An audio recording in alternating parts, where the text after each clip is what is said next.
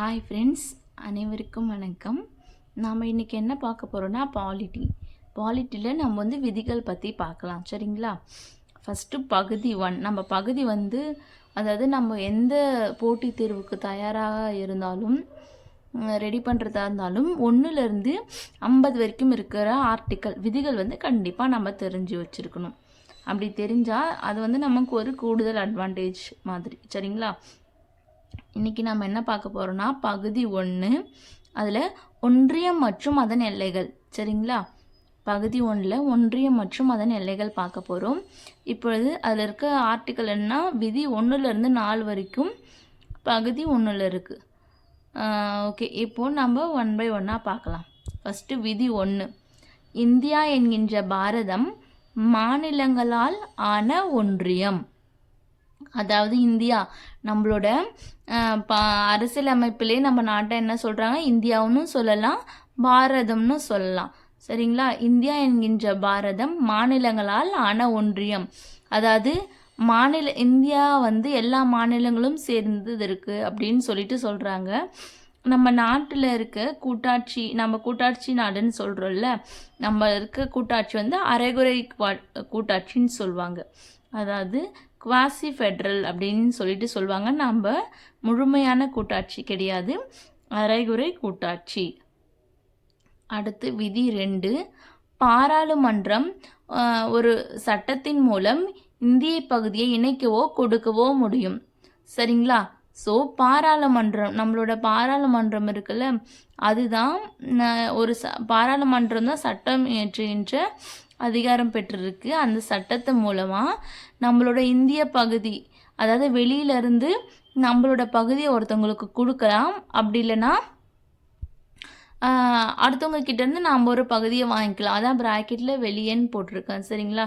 For example என்ன சொல்கிறதுனா, 100வது சட்ட திருத்தம், அதாவது 100வது சட்ட திருத்தம் 2015 என்ன பண்ணியிருக்காங்கன்னா, இந்தியாவும் பங்களாதேஷும் எல்லைகளை மாற்றிக்கிட்டாங்க.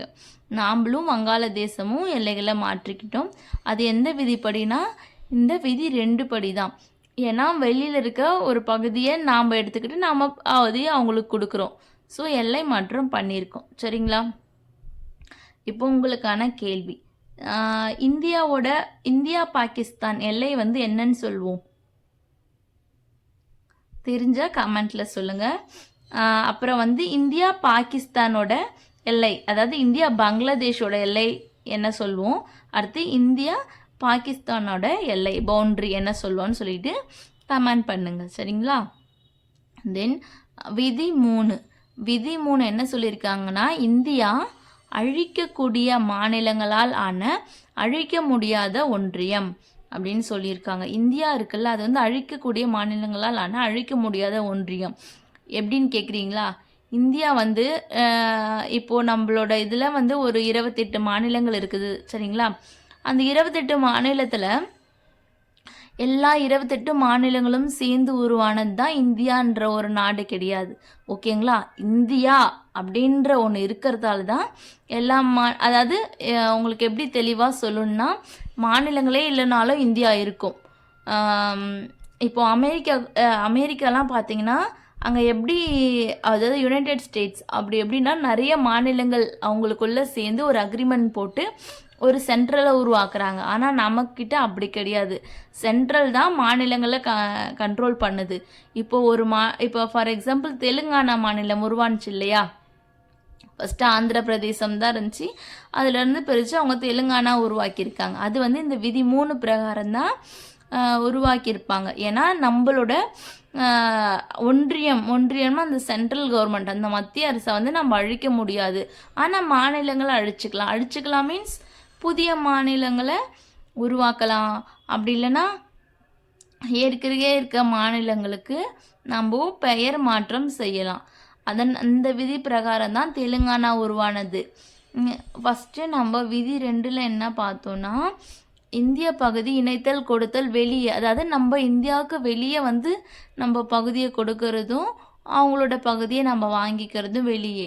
இந்த விதி 3 என்னென்னா, நம்ம இந்தியாவுக்குள்ளே ஒரு புது ஸ்டேட்டை உருவாக்குறோம்ல, சரிங்களா? ஒரு புது ஸ்டேட்டை உருவாக்குறது, அப்புறம் பெயர் மாற்றம் செய்கிறது எல்லாமே இந்த விதிக்கு கீழே வரும். இதில் பார்த்தீங்கன்னா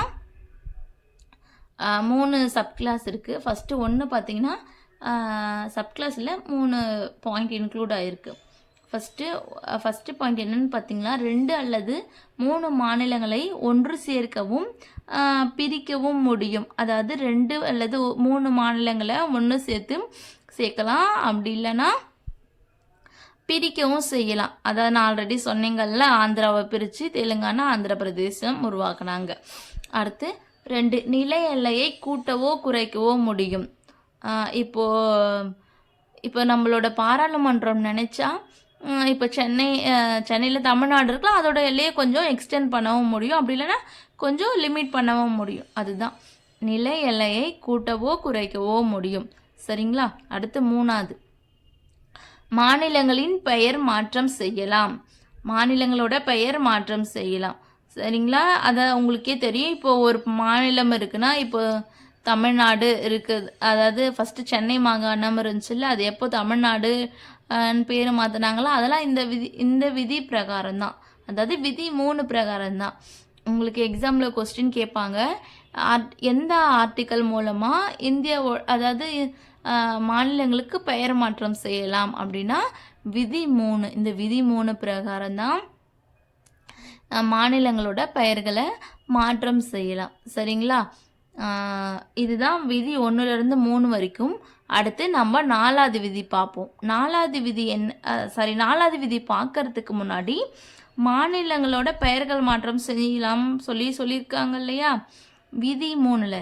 இது வரைக்கும் இல்லை, நம்ம 1950 வந்து நம்ம இந்தியன் கான்ஸ்டியூஷன் நடைமுறைக்கு வந்திருக்கோம்ல, அப்போலேருந்து கொஞ்சம் மாநிலங்களோட பெயர்களை மாற்றம் செஞ்சுருப்பாங்க. அது என்னென்ன மாநிலங்கள் அப்படின்னு சொல்லிட்டு நம்ம 1 by 1 பார்க்கலாம். பார்த்துட்டு அதுக்கப்புறம் நம்ம 4வது விதியை பற்றி பார்க்கலாம். சரிங்களா? ஓகேங்க. நம்ம விதி 3 பிரகாரம் இந்தியாவோட மாநிலங்கள் பெயர் மாற்றம் செய்யலாம் சொல்லியிருக்காங்க இல்லையா? அதன்படி மாற்றப்பட்ட மாநிலங்களோட பெயர்களை பார்க்கலாம். சரிங்களா? 1950 ஐக்கிய மாகாணம் வந்து உத்தரப்பிரதேசம் அப்படின்னு பெயர் மாற்றம் செஞ்சுருக்காங்க. யூபினா உத்தரப்பிரதேசம், அதான் ஷார்ட்டாக எழுதியிருக்கேன்.